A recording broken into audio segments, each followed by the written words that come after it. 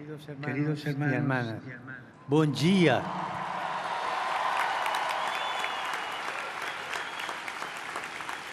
Gracias, señora rectora, por sus palabras. Obrigado. Ha dicho que todos nos sentimos peregrinos.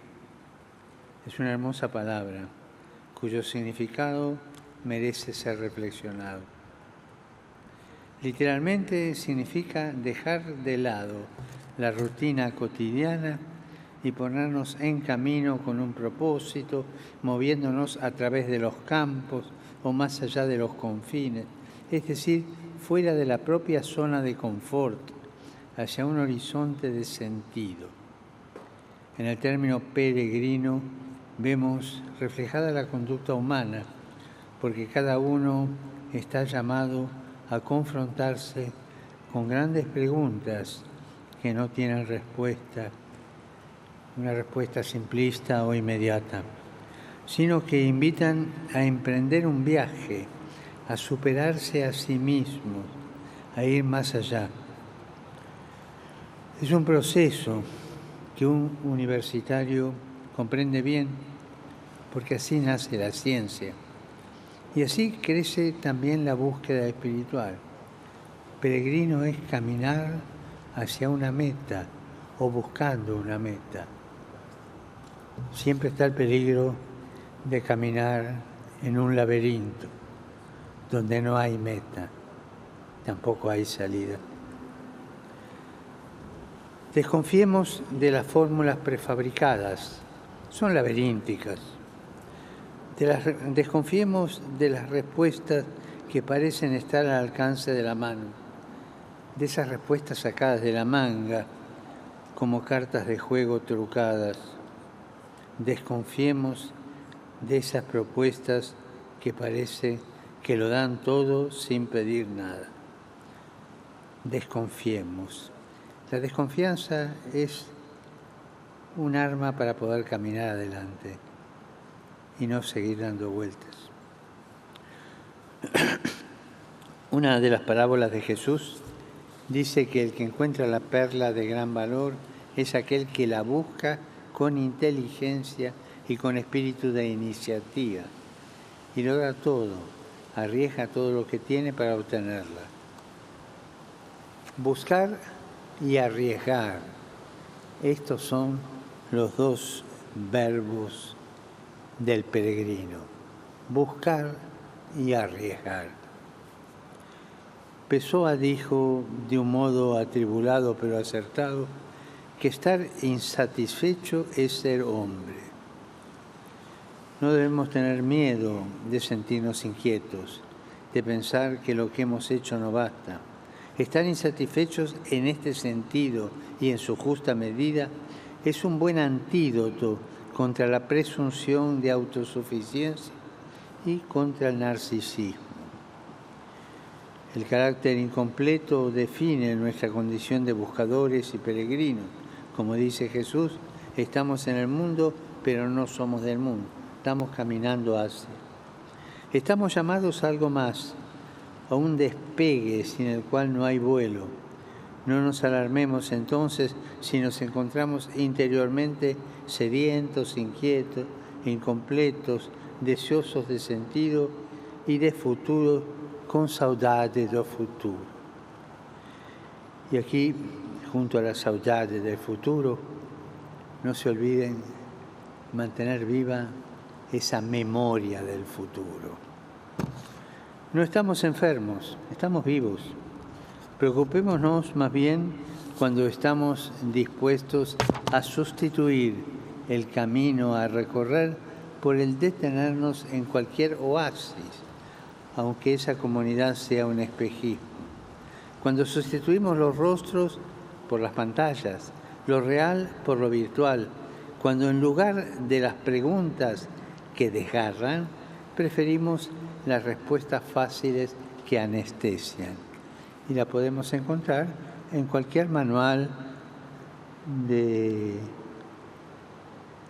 trato social, de cómo comportarse bien, las respuestas fáciles anestesian. Amigos, permítanme decirles, busquen y arriesguen, busquen y arriesguen. En este momento histórico, los desafíos son enormes, los quejidos son dolorosos. Estamos viendo una tercera guerra mundial a pedacitos, pero abrazamos el riesgo de pensar que no estamos en una agonía, sino en un parto. No en el final, sino al comienzo de un gran espectáculo. Y hace falta coraje para pensar esto. Sean, por lo tanto, protagonistas de una nueva coreografía que coloque en el centro a la persona humana. Sean coreógrafos de la danza de la vida. Las palabras de la señora rectora han sido inspiradoras para mí, en particular cuando ha dicho que la universidad no existe para preservarse como institución, sino para responder con valentía a los desafíos del presente y del futuro. La autopreservación es una tentación, es un reflejo condicionado del miedo que hace mirar la existencia de un modo distorsionado. Si las semillas se preservaran a sí mismas, desperdiciarían completamente su potencia generadora y nos condenarían al hambre. Si los inviernos se preservaran a sí mismos, no existiría la maravilla de la primavera. Tengan, por tanto, la valentía de sustituir los miedos por los sueños. Sustituyan los miedos por los sueños. No sean administradores de miedos. No sean administradores de miedos, sino emprendedores de sueños. Sería un desperdicio pensar en una universidad comprometida en formar a las nuevas generaciones solo para perpetuar el actual sistema elitista y desigual del mundo, en el que la instrucción superior es un privilegio para unos pocos. Si el conocimiento no es acogido como responsabilidad, se vuelve estéril. Si el que ha recibido una instrucción superior, que hoy en Portugal y en el mundo sigue siendo un privilegio, no se esfuerza por restituir algo de aquello con lo que ha sido beneficiado, en el fondo no ha comprendido lo que se le ha ofrecido. Me gusta pensar que en el Génesis las primeras preguntas que Dios hace al hombre son: ¿dónde estás? ¿Y dónde está tu hermano? Nos hará bien preguntarnos: ¿dónde estoy? ¿Estoy encerrado en mi burbuja o corro el riesgo de salir de mis seguridades para ser un cristiano practicante, un artesano de la justicia, un artesano de la belleza? Y también, ¿dónde está mi hermano? Experiencias de servicio fraterno como la de Mission País y tantas otras que nacen en el ámbito académico deberían ser consideradas indispensables para quien pasa por la universidad. El título de estudio, en efecto, no puede ser visto solo como una licencia para construir el bienestar personal, no, sino como un mandato para dedicarse a una sociedad más justa, una sociedad más inclusiva, es decir, más desarrollada.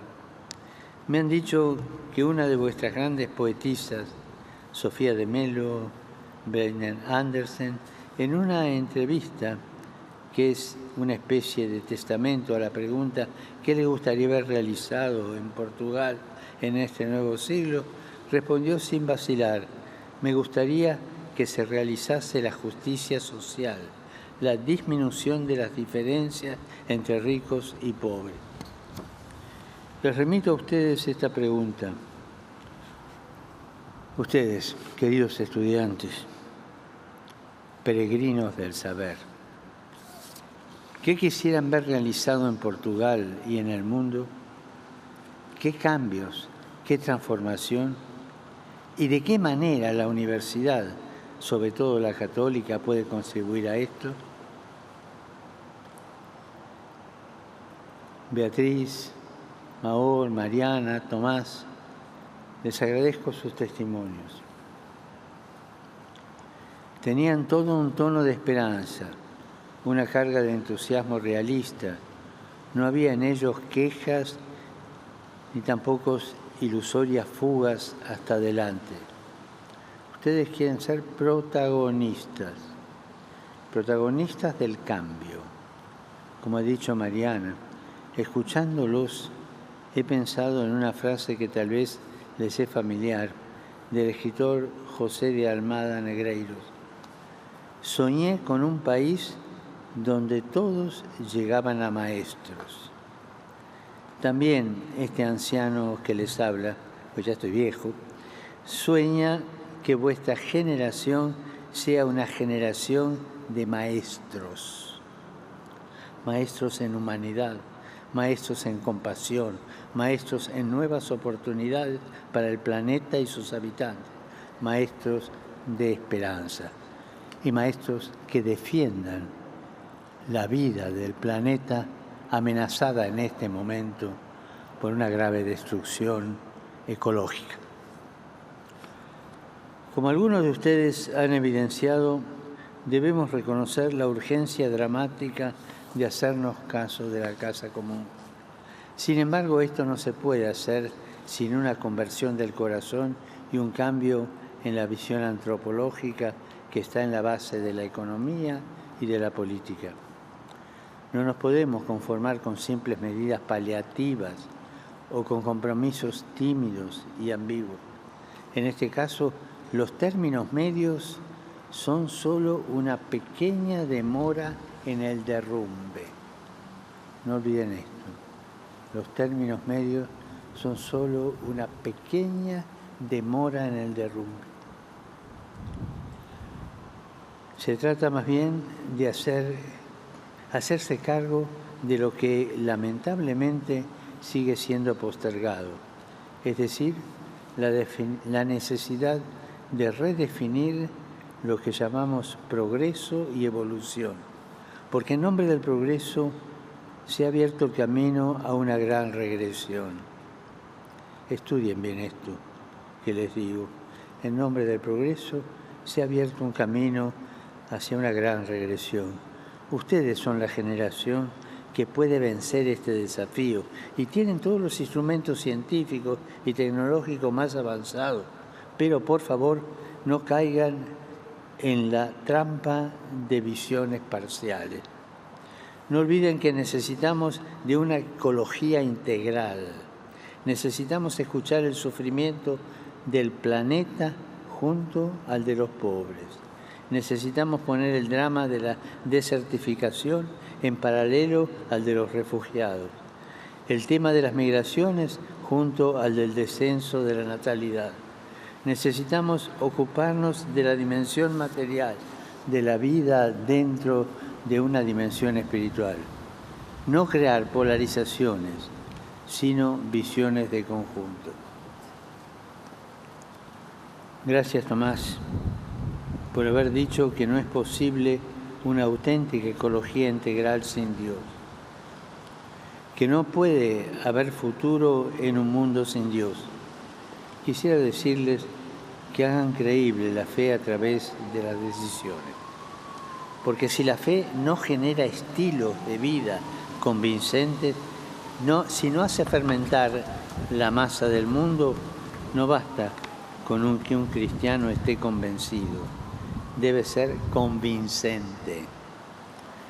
Nuestras acciones están llamadas a reflejar la belleza, a la vez alegre y radical, del Evangelio. Además, el cristianismo no puede plantearse como una fortaleza rodeada de muros que alza sus bastiones frente al mundo. Por eso me pareció muy incisivo el testimonio de Beatriz cuando dijo que precisamente partiendo del ámbito de la cultura se siente llamada a vivir las bienaventuranzas.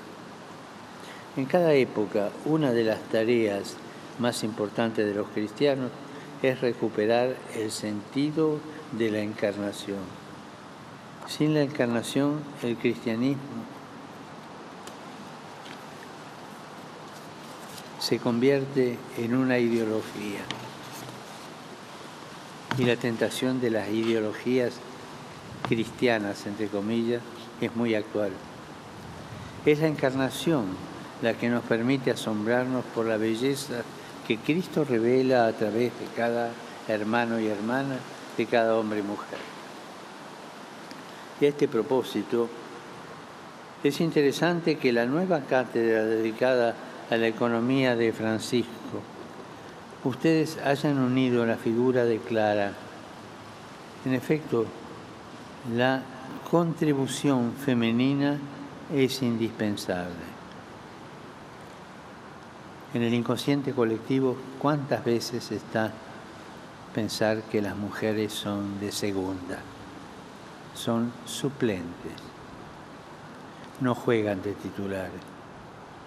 Y eso existe en el inconsciente colectivo. La contribución femenina es indispensable.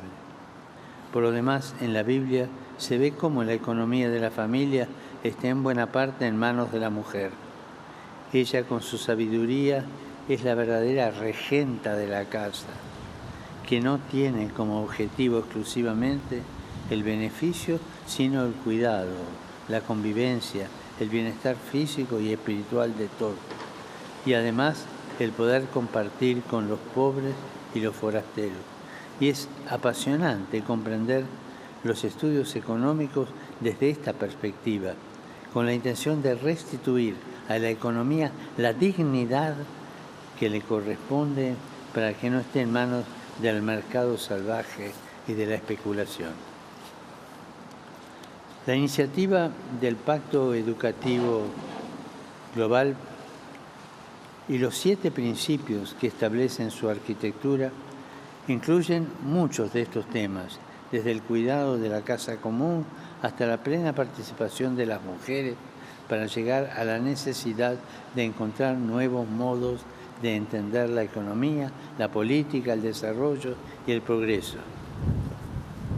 Los invito a estudiar el Pacto Educativo Global, a apasionarse por él.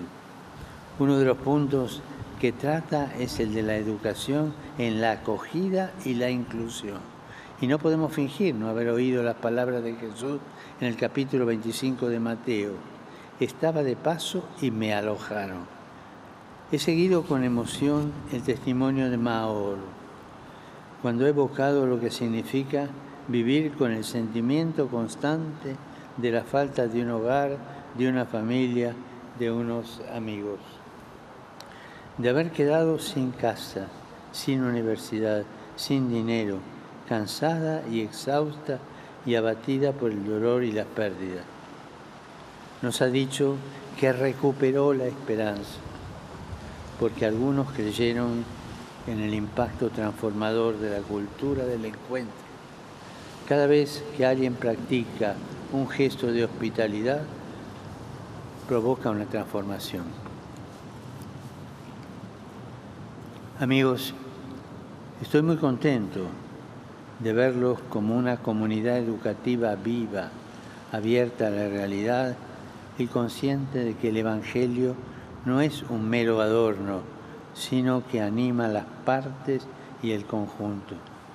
Sé que vuestro itinerario comprende distintos ámbitos: el estudio, la amistad, el servicio social, la responsabilidad civil y política, el cuidado de la casa común y las expresiones artísticas.